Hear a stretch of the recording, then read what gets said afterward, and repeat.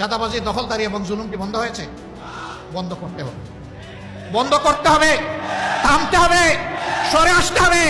আমাদের সন্তানেরা এই জন্য রক্ত দেয় নাই, কারো ফলস জমিদারি তৈরি করার জন্য রক্ত দেয় নাই।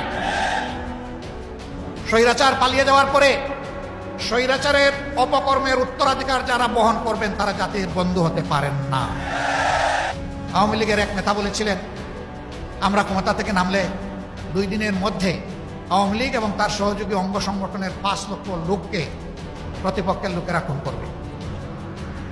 এই কথা বলে বলে ওদেরকে ভয় দেখিয়ে মেরে কুটে যে কোনো মূল্যে ক্ষমতায় থাকার জন্য ওদেরকে মারমুখী করে রেখেছে।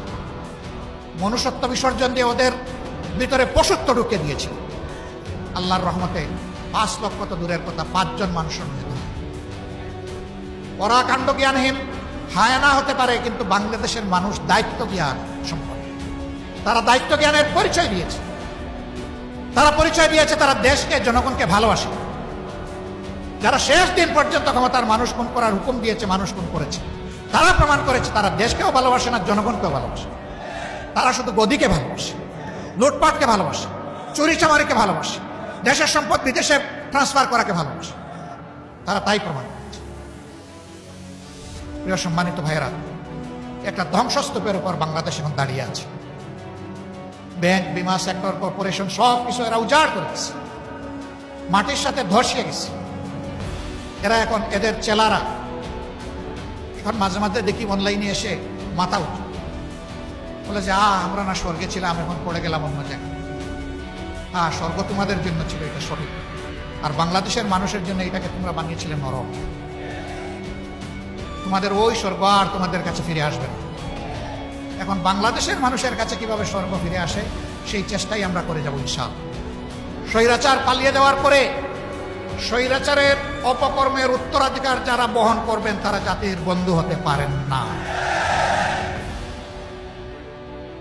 আমাদের যে 2000-এর মতো সন্তান সন্ততি জীবন দিয়েছে,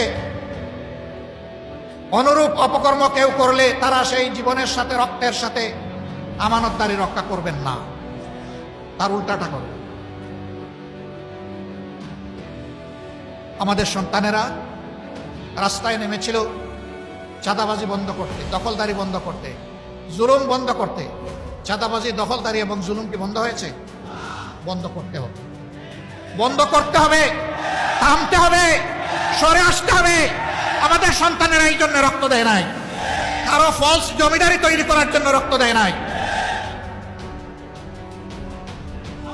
চাঁদাবাজি এবং দখল বাণিজ্যের চাইতে ভিক্ষা করা উত্তম।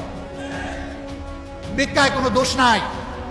আপনি মানুষের কাছে চাইবেন, আল্লাহ মানুষের অন্তরে দয়া পয়দা করে দিবেন, মানুষ আপনার দিকে হাত বাড়িয়ে দিবে। ভিক্ষা করা না জায়েজ নয়। যদি কেউ লোভের বশবর্তী হয়ে ভিক্ষুক সাজে সেটা ভিন্ন, কিন্তু প্রয়োজনের তাগিদে যদি কোনো কাজ না পেয়ে, উপার্জনের কোনো ঠিকানা না পেয়ে কেউ যদি ভিক্ষা করে, এটা কোনো দোষের কাজ নয়।